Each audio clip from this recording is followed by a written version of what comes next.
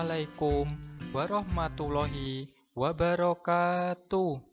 Hai anak-anak, bagaimana kabar kalian? Semoga kita semua dalam keadaan sehat walafiat dan tetap semangat meskipun kita belajar di tengah pandemi COVID-19. Nah, pada kesempatan kali ini kita akan belajar tema 3, benda di sekitarku. Subtema 4, keajaiban perubahan wujud di sekitarku. Untuk mempersingkat waktu, mari kita belajar bersama.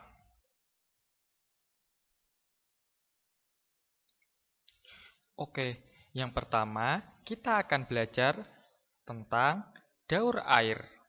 Nah, jika di tema 1, dulu kita pernah membahas tentang daur hidup. Nah, di tema 3, kita akan membahas daur air. Air merupakan salah satu kebutuhan pokok bagi makhluk hidup di bumi. Air di bumi selalu tersedia karena ada daur air. Bagaimana daur air itu terjadi? Nah, di dalam proses daur air terdapat beberapa proses. Yang pertama ada evaporasi, transpirasi, kondensasi, presipitasi, dan infiltrasi. Mari kita bahas bersama-sama satu persatu proses daur air.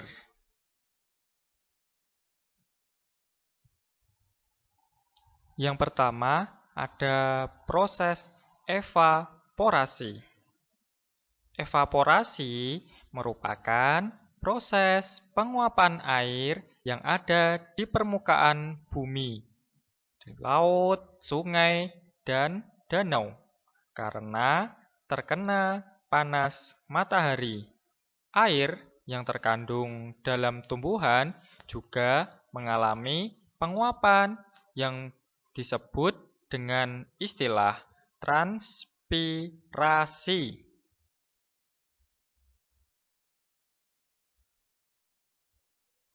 Nah, selanjutnya yaitu proses kondensasi. Kondensasi atau pengembunan merupakan proses perubahan wujud uap air menjadi titik-titik air.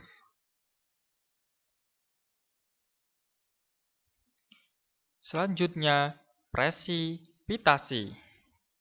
Presipitasi merupakan proses awan yang mengandung banyak titik-titik air akan menjadi lebih berat. Jika awan sudah tidak mampu lagi menampung air, maka titik-titik air itu akan jatuh menuju permukaan bumi dalam bentuk hujan.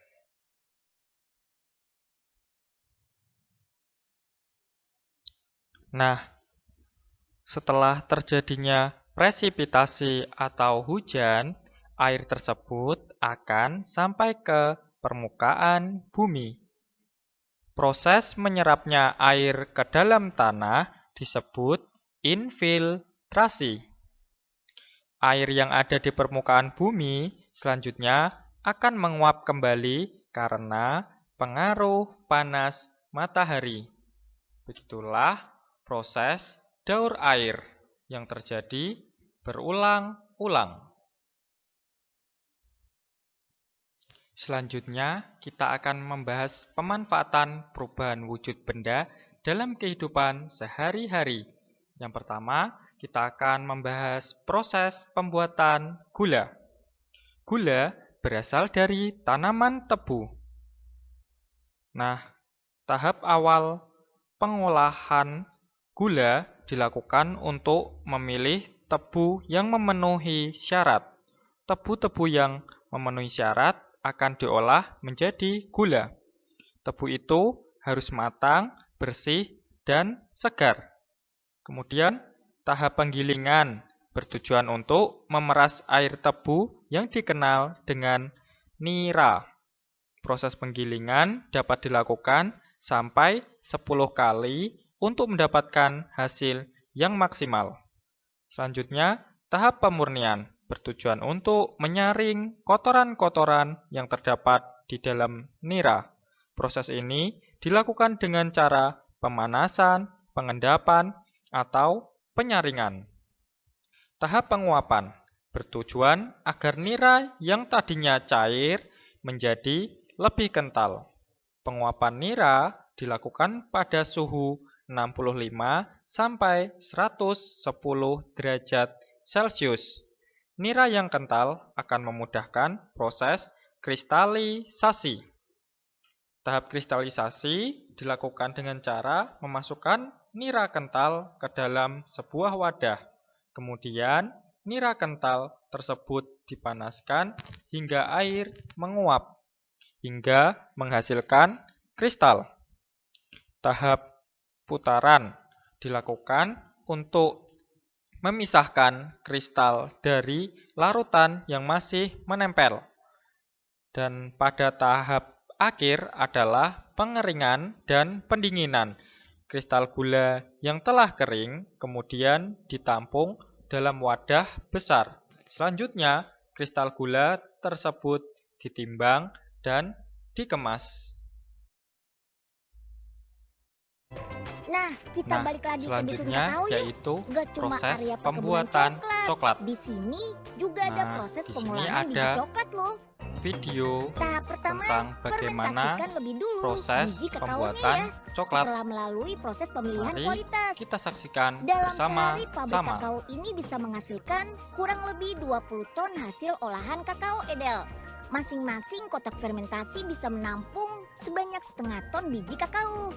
Setelah proses fermentasi selesai, lanjut biji kakao dikeringkan dengan bantuan sinar matahari ataupun mesin pengeringan seperti ini.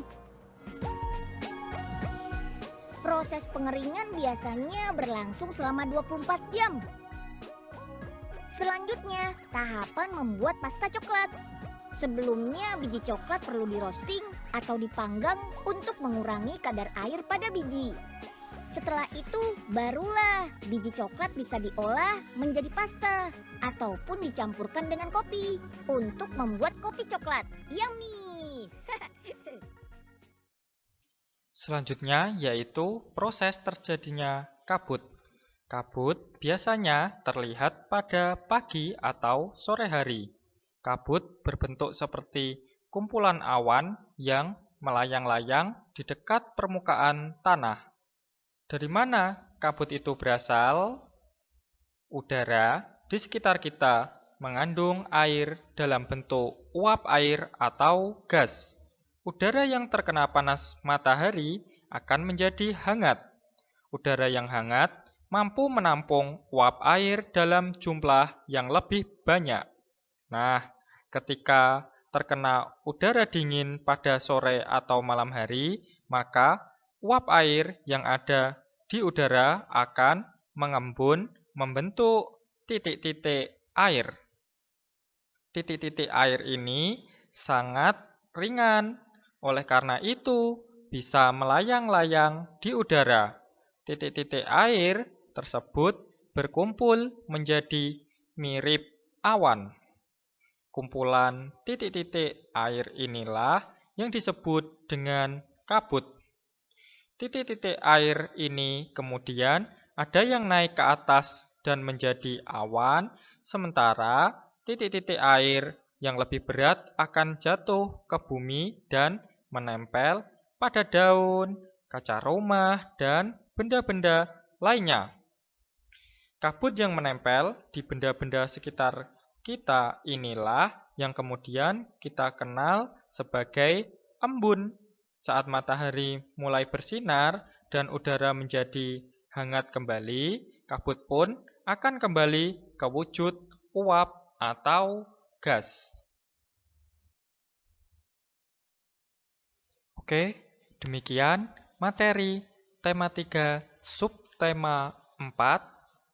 Jangan lupa belajar di rumah Kerjakan latihan-latihan soal di buku tematik.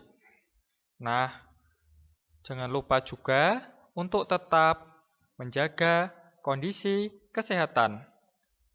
Wassalamualaikum warahmatullahi wabarakatuh.